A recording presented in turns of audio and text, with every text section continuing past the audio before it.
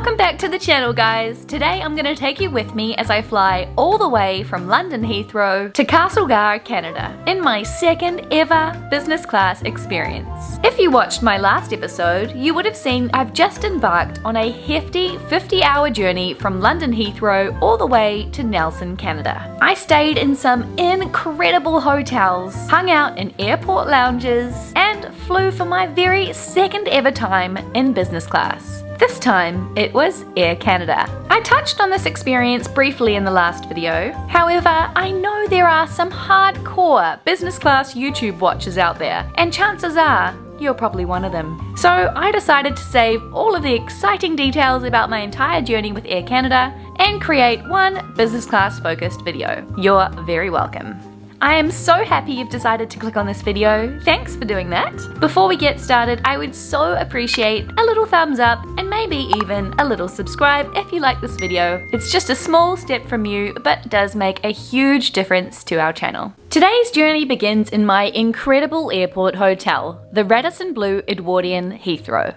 After spending the morning in the immaculate spa and biggest hotel gym ever, I check out and catch my airport shuttle. My first flight is an 8-hour journey from Heathrow to Montreal, where I will spend 15 hours in transit. You may be thinking, why on earth have I chosen this flight? Well, my shorter flight options would have had me stopping in Toronto for just around 9 hours. However, we would have landed at an awkwardly late time of night and would be leaving too early in the morning to bother with an airport hotel, whereas this flight got me to Montreal at 4 p.m. and I didn't leave until 7:30 the next morning. This longer transit made it more worthwhile for me to purchase a hotel for the night and hopefully was to decrease the jet lag just a little. As I make my way over to my first airport lounge on this journey, I begin to notice that as I pass other lounges, almost all of them offer free access to Star Alliance Gold members. And I'm a Star Alliance Gold, excuse me.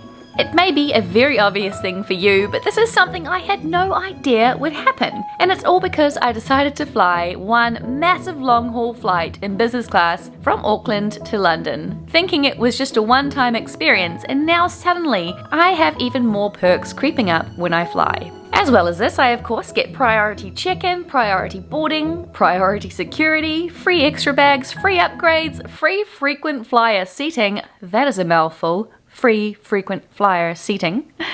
Say that 10 times fast, I dare you. And the list literally goes on. I am so new at all this, but I totally see why people do it. And the idea of mile runs all makes sense to me now. Although it is a lot of money initially, unless you have a nifty credit card points tactic, I feel like all of the perks really do start to add up. And it's almost like a snowball effect with the benefits that come along with it. Alright, another day, another airport lounge. So, the Air Canada lounge at Heathrow Airport. What can I say? It was crowded, definitely one of the busiest lounges I've experienced yet, but again still had an array of seating to choose from. There were incredible views from every section, a huge variety of food, alcoholic beverages, teas, coffees, beautiful clean bathrooms, lots of extra amenities that were available on request, and I think the standout here for me was definitely the insanely good service. I could not believe how friendly the staff were, nothing was too much ask, and I felt really welcome. That alone is worth investing in lounge access for. It really does alter your whole airport experience just being treated so well. Okay, so I've just spent about an hour in the lounge. Went through the fast track security. It's more like a slow track, to be honest. There were so many people just taking their time, doing the wrong thing, repacking their bags. I'm actually completely amazed at how many people in this priority world are so rude to the staff. That lounge was absolutely beautiful, amazing staff. Everyone here is so incredibly friendly. I feel like because people are so friendly, that is well worth the money you pay. The service is absolutely incredible. So apparently boarding started about 8 minutes ago, so I'm going to head to the gate. Let's go and get this flight. You'd think after doing this once already, the novelty would have worn off a little, right? Well, not quite. I feel like this experience will never get any less exciting, especially as I slowly tick off the different airlines. I settle into my seat, accepting my pre-flight bubbles, check out my amenity kit. Yellow? What the heck? My favorite color. So this flight was set to be 7 hours and 45 minutes / 8 hours, but I noticed on the screen immediately that it said 6.5 hours. What? Usually I'd be happy about a quicker flight, but in this case, I was rather sad. I want an extra hour on this seat. Bummer.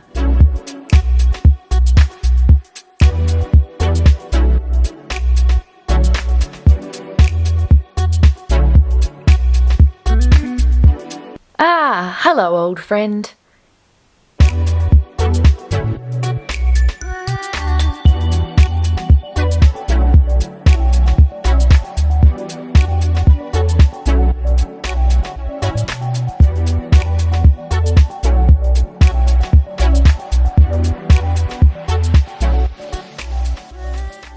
I was looking forward to being in business class in the daytime this time around. This meant that there was no temptation to sleep, and I could really make the most of my time in this seat. I tried to take a really quick thumbnail, and I ended up choosing this one because this one looked a little scary. I did a quick pop of the ears and admired how beautiful it is to fly above the clouds. It just reminds me of how tiny my little problems are and that the universe is so big and we are so small. It really puts things into perspective. Let's take a look at my little yellow amenity kit. First up was a fabric thing, beautiful looking hand cream and lip balm, some long socks, a quick bubbles break,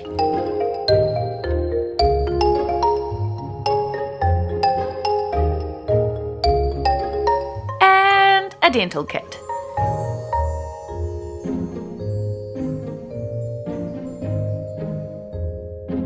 I am so taking this home with me.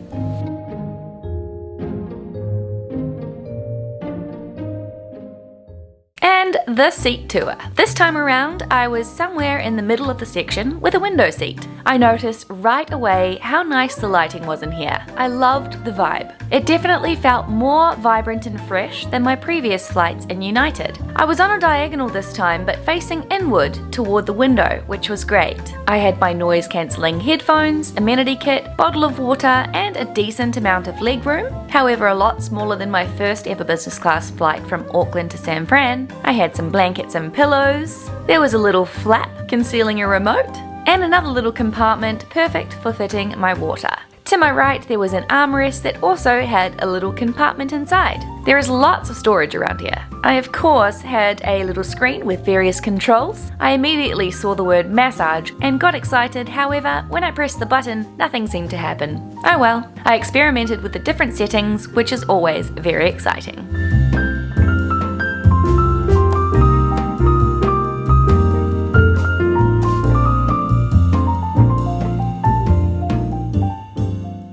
Before I knew it, it was time for my first in-flight meal. I noticed the hot pottle of nuts was a reoccurring theme. For my main meal this time, I was looking forward to the vegetarian option. Mushroom cheesy pasta. Yum! Carbs and cheese, and you've got me. But to my surprise, when I ordered it, they didn't have any left. They only had 5 apparently. I found that quite strange, but oh well, luckily I'm not too fussy. So I opted for the chicken instead. In anticipation for my meal, I select a lovely horror/thriller film. Ludwig thinks I'm a bit odd, but I love watching these horror films and I really don't mind doing so by myself. I perused through my options before settling onto one that looked pretty good. My starter today was a smoked duck with date puree and grilled apple, served with salad and warm bread. My attendant did say, however, that today it would be smoked chicken instead as they didn't have any duck. I liked the apple and date part, but honestly wasn't a fan of smoked chicken. This meal looked really well presented though, and I can imagine most people would have loved this. My main meal was a garlic and herb chicken breast with oregano tomato sauce. I know, Ludwig always laughs at how I say oregano. How do you guys say it? Oregano? This came with whole grain sultana rice, asparagus, and carrots. And can we just take some time to appreciate how generous their red wine pour was? Wow. For dessert this time around, I opted for the savoury option, the cheese plate. Cheddar, brie, blue cheese, grapes, and crackers. I did notice this cheese plate looked a lot more rustic and fun compared to my previous one. Plus, the portions were huge. So last time in United Polaris, I ordered one sweet dessert and wasn't too excited about it, wishing I'd picked the other one, the cheese plate. It never occurred to me that if I didn't like something, I could probably just order something else. I'm usually far too polite to do this. It's funny because someone actually mentioned in the comments of my United Polaris video and said, why don't you just order both? Well, this time, guys, this time I did. And I felt very excited about being able to do that. My second dessert was pistachio cake, which was okay. I definitely preferred the cheese. No surprise there, of course. So I'm glad I got that as well. Post-meal, I take a quick trip to the bathroom, and I must say, I love what they've done with the place. But everything else looked pretty much standard in here. Maybe it's just the first-class bathrooms that are special. Upon returning to my seat, I was surprised to see what I had left on pause. Whoopsies, I hope I didn't freak anyone out too much. If you saw my very first ever business class experience, you may remember me waving goodbye to this fancy way of flying with no clue when I'd be back. So now are you confused to see me back in business class so soon? I bet you are. I definitely explained this in more detail in my last episode, but I decided to go with one of those last minute upgrades the night before my flight. Most times when I'd fly, I'd get these little emails from the airline asking if I'd like to bid to upgrade and all these different sort of last minute chances, and I'd never ever thought anything more of it or taken action. However, on this occasion, after consulting with my travel agent friend, she advised me that the price of my upgrade was around a fifth of what I would normally pay outright to fly on this route. And although my travel savings were slowly dwindling down, I think YOLO. Just YOLO. I'm a firm believer in investing in things you love that will bring you joy, especially if that short-term investment will one day pay off and grow into something bigger, like this YouTube channel. Everything I'm doing at the moment, I'm just thinking of feeding this YouTube channel, not only for my own enjoyment, but to hopefully grow this into something much bigger that will gain me great return in the future. So again, for the sake of all my savings, please do give me a thumbs up and a subscribe. Thank you!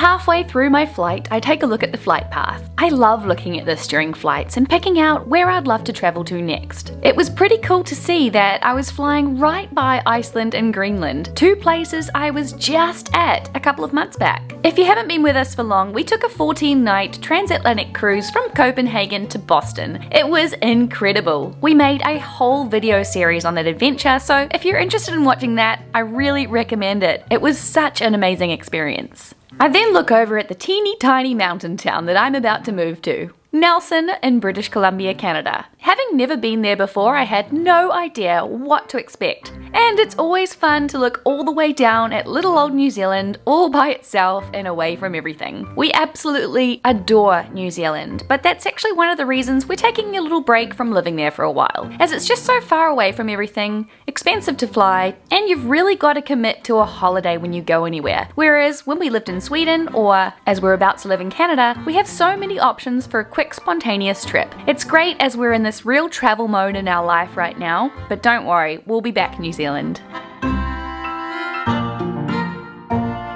I couldn't help but notice the countdown on my screen and started to feel a little sad that this was all coming to an end. But not too sad because I do, in fact, have another business class flight tomorrow, again with Air Canada. Yippee! I have a brief giggle at this little name, and around 90 minutes before we land, I'm served with my second and final meal on this flight. It was much more casual this time around, an egg salad and cream cheese with cucumber finger sandwiches, accompanied with fruit salad, a scone, and clotted cream. I of course finished this off with a coffee, and I have to say, this coffee was much more professional barista tasting, if that makes sense, than my United Polaris coffee. It really, really hit the spot. Nice and strong. Just how I like it. Once again, thanks for choosing Air Canada. We do appreciate the business and sincerely hope to see you again in the future. The verdict on flight number 1 was, it was awesome. I honestly have nothing bad to say. I loved every second in my seat. I loved most of the food. The starter wasn't my favorite, but definitely still great quality and very well presented. My main meal was incredibly tasty and their wine pours were so very generous. The flight attendants were all so lovely. The lighting and colors in the main cabin felt fresh and vibrant. I have absolutely no complaints. I just loved it. I was now in Montreal for a nice long 15-hour layover. Another reason I picked this layover in particular is so that I would have plenty of time to spend in immigration. I was collecting my Canadian visa here upon arrival, so I thought the more time, the better. To my surprise, this whole process went really smoothly and took less than 2 hours. I checked into the Doubletree Hilton and hit the hay. After waking up bright and early at 3 AM because I was far too excited for my next business class flight, oh, and to see Ludwig of course, I head straight for the airport in anticipation to spend as much time as possible in the lounge. Going down on this side.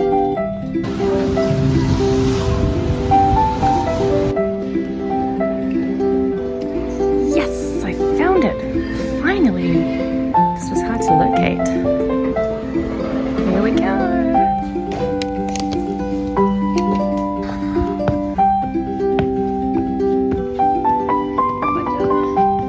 As I arrive, I see that my flight is delayed 40 minutes. But that equals more time for coffees and bagels in the lounge, so no stress for me. This lounge was nice and quiet, but to be honest I was here super early in the morning, so the crowds may pick up later in the day. I didn't get many videos here as I was in total work mode, but they had a great selection of all the essentials.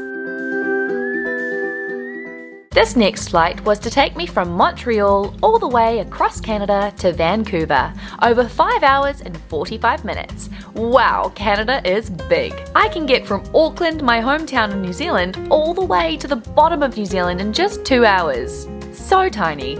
Upon boarding this flight, I noticed straight away that the seat and area around it was even more spacious than on my international flight. I found that very interesting. All of the other bits and pieces looked exactly the same to me, however I didn't receive an amenity kit on this flight, so I'm very glad I stole mine from the previous flight. In fact, I actually have a whole collection of amenity kits at home now. Does anyone else collect all of these?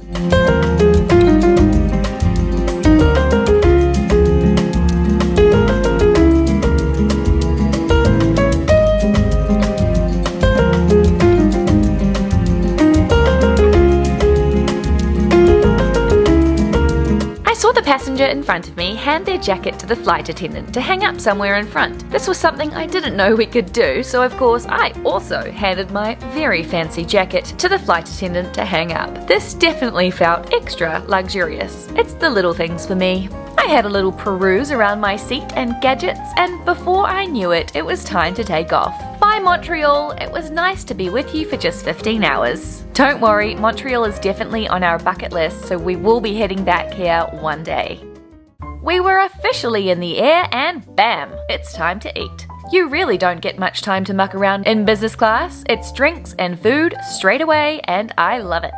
Well, it's 8 AM in the morning, but you betcha I'm gonna make the most of free fancy wine on board, even though I am completely aware it wasn't free at all. Very far from it, but it still feels special to order anything I feel like, especially if this is actually my last business class flight for a while, unless something crazy happens. Watch this space. I'd love to try Air New Zealand business class one day and see how my homies do it.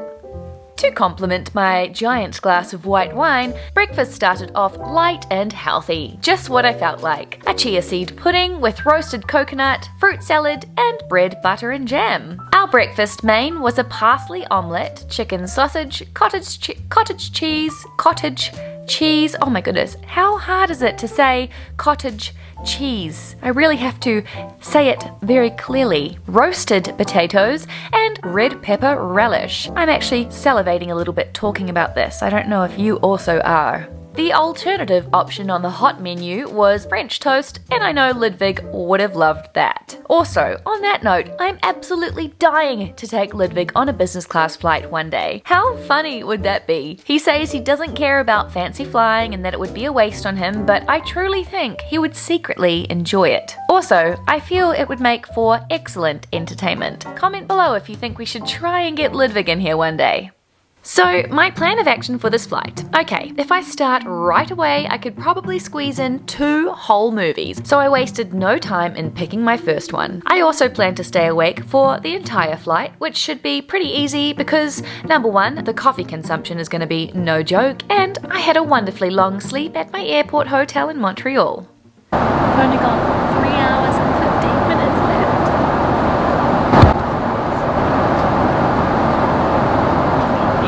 Fly economy again, ever. Can I get you anything else? That's all for now, thank you. I'll get a coffee later. Okay, thank you. They're so friendly on this flight. One movie later, and I was already halfway through my flight. How sad. I decided it was time to order a coffee. This time, I felt like a strong little espresso. I pushed the attendant call button and boom, within seconds, a flight attendant was taking my order. Super fast service, very impressive.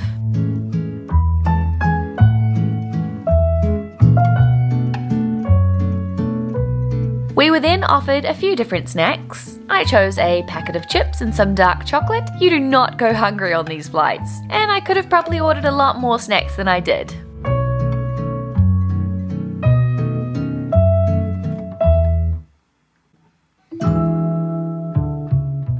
1.5 hours before landing, and it was time for, yet again, more snacks and drinks. The attendant came round offering up wine, and following the trend of the journey, I thought, why not? I don't know how to drink wine.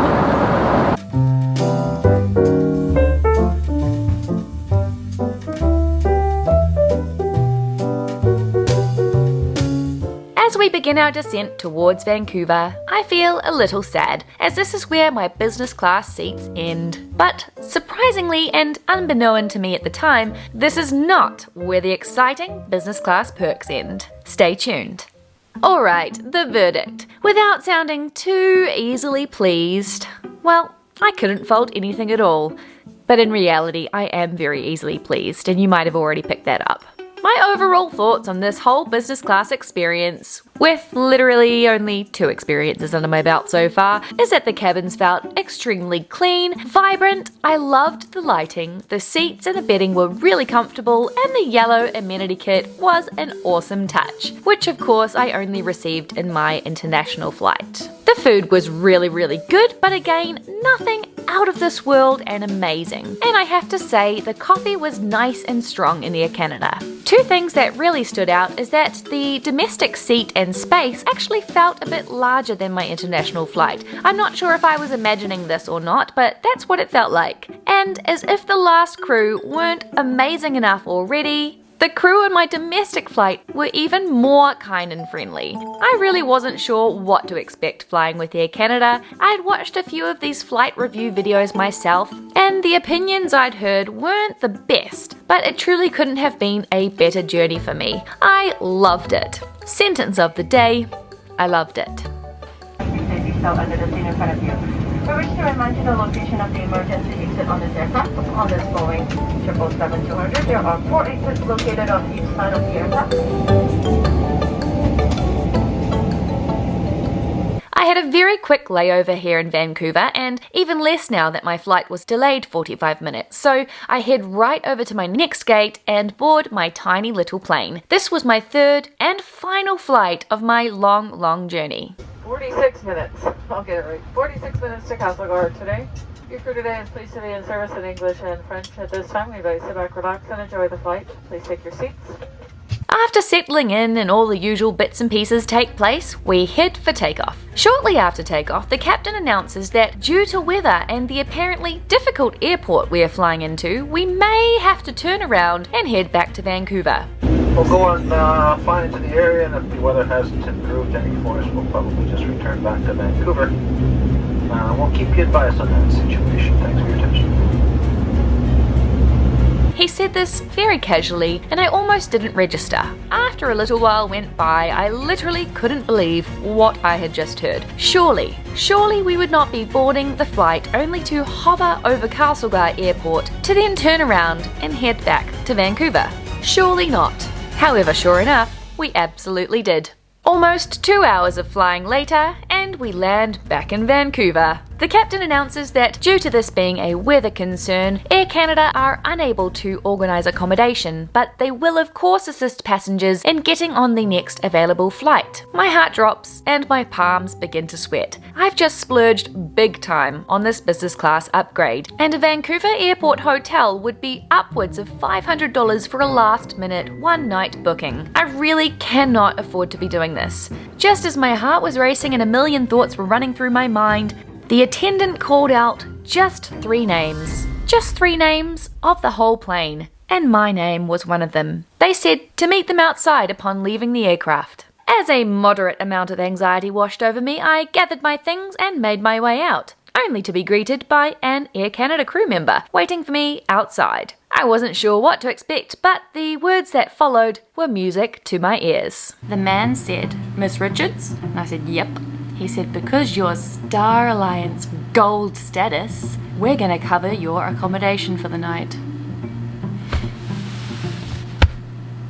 Literally, had this happened 2 weeks ago, I would have been paying for my own accommodation for tonight, forking out $300 to $500, maybe even $600 on a hotel. But because I went on that business class flight to London and hit gold status, I'm being covered. I just couldn't quite believe it. I've never been a status of anything before, so I just felt so special. I didn't even realize what kind of perks you can have with status. I mean, it sounds kind of silly if you're watching this and you're super into your points and statuses and things, but I'm a bit of a beginner and I'm really liking the different perks you get, to be honest. I'm really liking it. Plus, I got 2 $10 vouchers for food at the airport. Hence my extravagant splurge on Subway. Footlong veggie delight. Not 1, not 2, but 3 cookies, because I had $20 to spare. Salt and vinegar crisps that may or may not be completely crumbled from sitting in my pocket in the shuttle to the hotel. And to top it all off, a Pepsi no sugar. After eventually getting over the shock of my free night at the Marriott Hotel, I spent hours in the rooftop hot tub and pool, pinching myself that this was all actually free, and that I have a status. I called my mum to tell her immediately. You'll be very happy to know as well, I got on my flight to Castlegar the following morning. We indeed made it through the mist, and I was finally reunited with my Swedish man. Although, I wouldn't have complained about spending a second night in that rooftop hot tub. You know, I'm not disappointed. Not disappointed at all. So, how much did I pay all up? Well, originally when I was looking at booking my one-way flight from London to Castlegar, I was pretty shocked at the price of a one-way ticket, and this is in Canadian dollars. So I had a quick look at the cost of a return trip instead. Since I'm always travelling back and forth around the globe, a flexible return ticket could come in handy. This is something I often do, as return flights always seem to be a lot cheaper. And this case was no different. By purchasing a return ticket, it took the price down by well over $1,000. Now, how much exactly was my last-minute upgrade to business class? Well, as I mentioned, I consulted my travel agent friend before going ahead, just to make sure I wasn't paying anything too crazy. She advised me that the price of my upgrade was around 1/5 of a one-way flight in business class purchased outright. Just take a look at how expensive these are. There is absolutely no way I would have afforded this. So the process of my upgrade, well, I had to separately upgrade each portion of my trip. To upgrade the Heathrow to Montreal portion of my flight, it cost me £878.70. I think it's pence, or this much in Canadian dollars. And then the cost to upgrade from Montreal to Vancouver was only £204.40, or this in Canadian dollars. So the big question, was it all worth it? Well, when I take a look at just how pricey the cost of an Air Canada business class ticket London to Castlegar one way is, I just have absolutely no words, and I am so glad I jumped at the chance. Had it not been for this last minute upgrade, there is no way I would have been able to afford such a trip. It never would have crossed my mind to spend this kind of money. And based on how awesome Air Canada business class was, I say every cent was very gladly spent. There I go, rhyming once again. If you are someone who doesn't necessarily have a bunch of points and miles to fly and upgrade for free, etc., but you are a little curious about business class, and you maybe have a little bit of pocket money to splash out on a fun experience, I would highly recommend going for a last minute upgrade. It is obviously a little bit of a risk to wait till last minute, as the business class seats could very well fill up, leaving you with no upgrade available. But I think it's totally worth going for it if you do get the chance. I will for sure be keeping an eye out to do more of these in the future. Thank you so much for watching my second ever business class experience. If you loved this video, please don't forget to leave me a thumbs up and stay tuned for all of our very interesting adventures to follow. And let's hope that includes more business class. Keep your fingers crossed for me. See you in the next one.